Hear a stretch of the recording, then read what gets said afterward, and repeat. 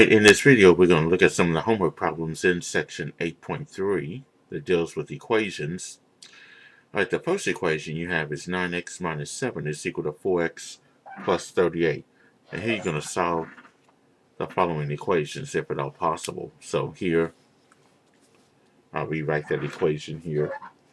So we got 9x minus 7 is equal to 4x plus 38. Now notice in this particular equation you have variables on both sides of the equation. What you want to do is get the variables on one side of the equation and the numerical terms on the other side of the equation. What I'm going to do here is move the 4x over to where the 9x is. I'm going to do that by subtracting 4x on both sides. So if you want to subtract 4x on one side, you have to do the same thing on the other side of this equation. I'm subtracting 4x on both sides of the equation here. Now 9x minus 4x will be 5x. So you're going to have 5x minus 7 is equal to, adding and subtracting 4x is the same as adding 0, so you'll be left with 38. So you have the equation 5x minus 7 is equal to 38. Now, to get the 5x by itself, you want to move the minus 7 over to the other side. Well, the opposite of subtracting 7 is adding 7, so you'll add 7 to both sides of this equation. Now, subtracting and adding 7 will be the same as adding 0, so you'll have 5x is equal to, on the right side, 38 plus 7 will be 45. So now you got 5x is equal to 45. Now to get the x by itself, we're multiplying by 5, so the opposite of multiplying by 5 would simply be dividing by 5. So on both sides of this equation, we'll divide by 5, which means that x then will be equal to, because when you divide 5x by 5, you're just going to be left with x. 45 divided by 5 is 9. So here, x equals 9 is the solution to this linear equation. So here, we say that the solution is, and then say x is equal to 9. Now, part B, you got 5 times the quantity x minus 4 is equal to 2 times the quantity x minus 4. Okay, so here, 5 times the quantity x minus 4 is equal to 2 times the quantity x minus 4. Now here we're going to solve this equation. What I would do is use the distributive property on both sides of this equation here. We'll do 5 times x, that's going to give you 5x, minus 5 times 4, that'll be 20. And that's equal to, the right side again, use the distributive property, 2 times x, that's 2x, minus 2 times 4, that's going to give you 8. So you have 5x minus 20 is equal to 2x minus 8. Now what I'm going to do here is get all the variables on one side of the equation and the numerical terms on the other side of the equation. So in this case here, what I'll do is move the 2x over to where the 5x is by subtracting 2x on both sides. Now here I'm just writing this out so that you can see what I'm doing on both sides of this equation. Okay. Now, on the left side, you got 5x minus 2x. That's going to give you 3x minus 20. And then on the right side, 2x minus 2x, that's going to give me 0. So I'll have negative 8 on the right side. So I have 3x minus 20 is equal to negative 8. Now, to get 3x by itself, I'm subtracting 20, so the opposite of subtracting 20 is adding 20. So I'm going to add 20 to both sides of this equation. Subtracting and adding 20 is the same as adding 0, so I'll have 3x on one side, and that's equal to, now be careful here, you got negative 8 plus 20. That's going to give you 12. Okay, because when you add two numbers with different signs, we subtract and take the sign of the larger number. So it'll be 3x is equal to 12. Now, to get the x by itself, I'm multiplying by 3, so the opposite would be dividing by 3. So I'll divide both sides of this equation by 3. So 3x divided by 3, that's going to leave me with just x. 12 divided by 3 will be 4. So here, x equals 4 is the solution to this linear equation. So when we answer that, that means that the solution is, and then we say x equals, we just type in the number 4 because it already has x equals in it. Okay, now let's look at number 2. Here we're going to look at a word problem that deals with solving equations. For a particular event, 884 tickets were sold for a total of $5,908. If students paid $5 per ticket and non-students paid $8 per ticket, how many student tickets were sold? Okay, now let's look at this here. I'm going to do this on a clean sheet. Now, let's start off with letting x be the number of student tickets that were sold.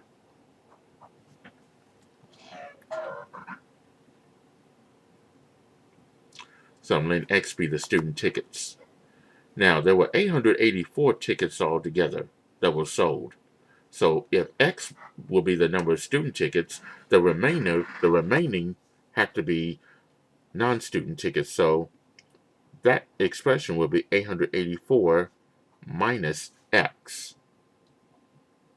Okay, guys, that's going to represent the remaining tickets, which are now non-student tickets. Okay. Now, we were told that students paid $5 per ticket. So if x is the number of student tickets, and the student tickets cost $5, that cost will be 5 times x. $5 times x amount of student tickets. And then we're going to add to it $8 per non-students paid $8 per ticket. Well, 884 minus x is represented by the number of non-student tickets, so we're going to multiply that expression by 8. So it'll be 8 times 884 minus x. And those two costs will equal, in this case, 5,908. Okay. As we were told that 884 tickets were sold for a total of 5,908. So this equation represents the total cost. Now we need to solve this equation for x and find the number of student tickets and non-student tickets. Well, of course, 5 times x, that's going to give me 5x. Plus, now for 884 times 8, that's going to give me 7,072. Minus 8 times x, that's going to give me 8x. That's equals to 5,908. And then on the left side of this equation, we're going to combine like terms here. 5x minus 8x, that's negative 3x, plus 7,072 is equal to 5,908. And then I want to get that negative 3x by itself. I'm adding 7,072, so I need to subtract 7,072 on both sides of this equation. So on the left side, I'm going to be left with negative 3x, and that's equal to 5,908 minus 7,072. That's going to give me negative 1,164. So I got negative 3x is equal to negative 1,164. Well, to solve for x, it's being multiplied by negative 3, so I need to divide both sides of this equation by negative 3. So that means that x is going to be equal to positive 388. So x represents 388 student tickets, because I let x be the number of student tickets. So in this case, 388 student tickets were sold. Now to find the number of non-student tickets that were sold, I'll take that 388 and subtract it from the 884.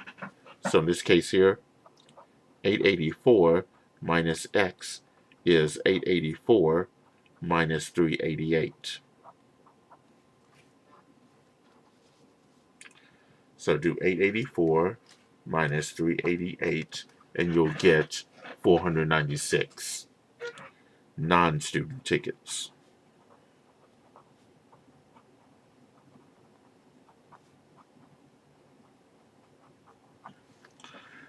So in this case here, 496 non-student tickets were sold and 388 student tickets were sold. Okay? Now, to answer the question that they ask in the homework problems, how many student tickets were sold? In this case, it was 388 student tickets that were sold. Okay. Now, I carried it out this way because sometimes you may be asked how many non-student tickets were sold, so you'll have to work it out completely. Okay, problem number 3.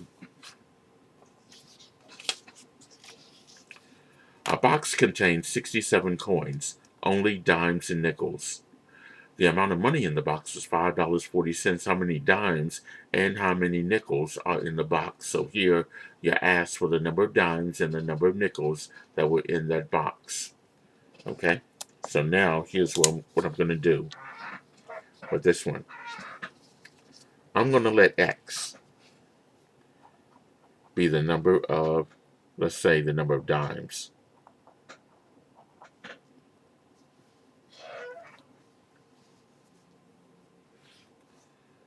Now we were told that there were 67 coins. So if x is the number of dimes, then the number of coins would be 67 minus x.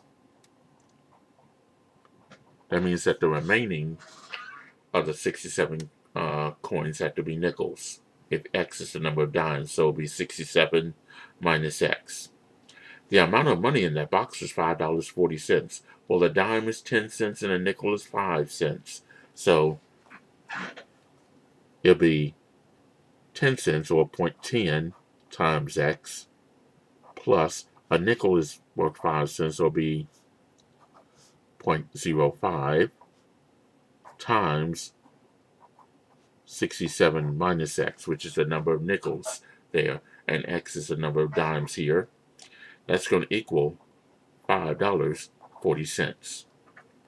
So here's our equation that we're going to solve for x. Find the number of dimes and the number of nickels. Okay, 0.10 times x, that's going to be 0.10x.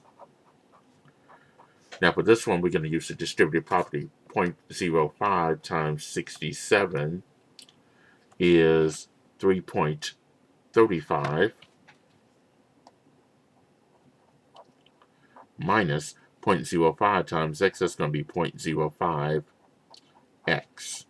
And that's equal to 5.40 or $5.40. Okay, let's combine some like terms here. 0.10x and 0.05x. Well, 0.10x minus 0.05x is going to be 0.05x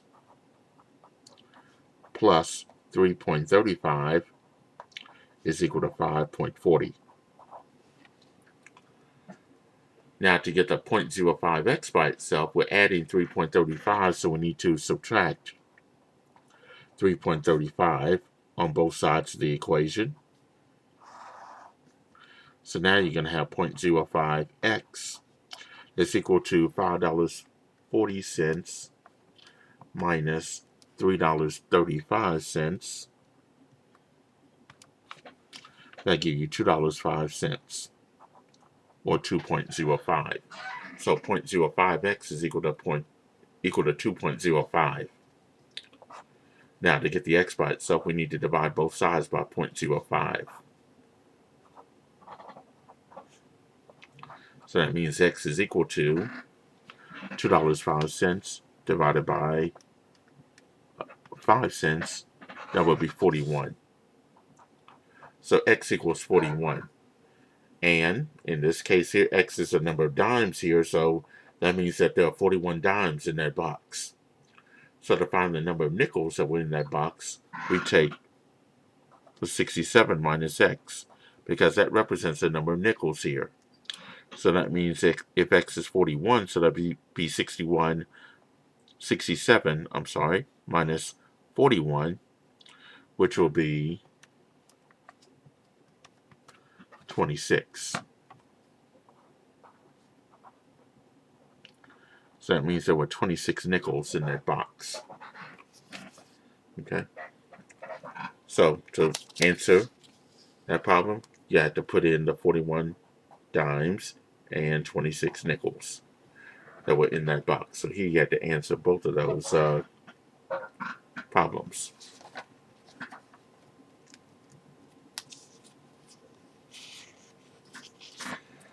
Okay, problem number 4. In a college, there are 15 times as many students as professors. If together the students and professors number 8,000, how many students are there in college? Okay, so here we want to find out the number of students in college. Let's start off by letting x be the number of professors, because I know the fact that there are 15 times as many students as professors. Okay, so the number of students will be 15 times x. That's the number of students. And then we can set up our equation. If together the students and professors number 8,000, that means the number of professors, which is x, plus the number of students, which is 15x, that must total 8,000. So here we have our equation. X plus 15x is equal to 8,000. And then we go ahead and solve this equation by combining like terms. 1x and 15x, that's 16x. That's equal to 8,000. And then you'll divide both sides by 16 because you're multiplying x by 16. So 8,000 divided by 16, that will give you 500. Now we're letting x be the number of professors, so that means that there are 500 professors on the college campus. So to find the number of students in college, we let 15x be the number of students. So 15x will be 15 times 500. So 15 times 500 would give us 7,500.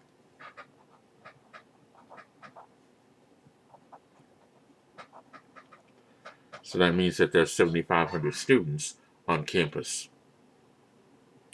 Now, if you add the 500 professors to the 7,500 students, those two numbers should total 8,000, and they do.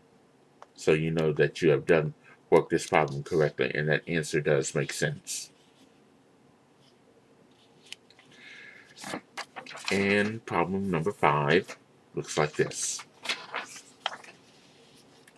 A farmer has 540 yards of fencing to enclose a rectangular pasture for her goats. Since one side of the pasture borders a river, that side does not need to be fenced. Side B must be twice as long as side A. Find the dimensions of the rectangular pasture. Okay. Now here we can set up this particular problem by letting x be side A, the length of side A.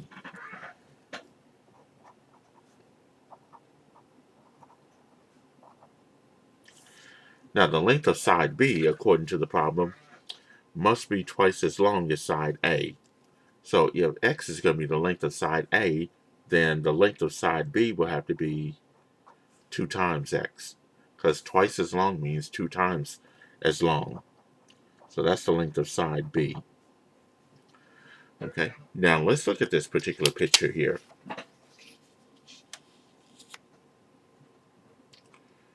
Okay, here I got two sides A's here, an x and an x. And then this side right here is 2x. Okay, that perimeter, that enclosure must be 540 yards of fencing altogether. So in this case here, this side here is going to be x. This opposite side right here is also x. And then this side right here, where it's b, that's 2x. And that's going to equal 540. So this is my equation that I'm going to use to solve for x. Okay, so I'm going to find the length of side A and the length of side B. Now, combine like terms, 1x, 1x, and 2x, that's 4x. That's equal to 540. To get the x by itself, I'm multiplying by 4, so I need to divide both sides by 4. That would be x is equal to 540 divided by 4, which is 135. And x is being the length of side A, so side A must have a length of 135 yards.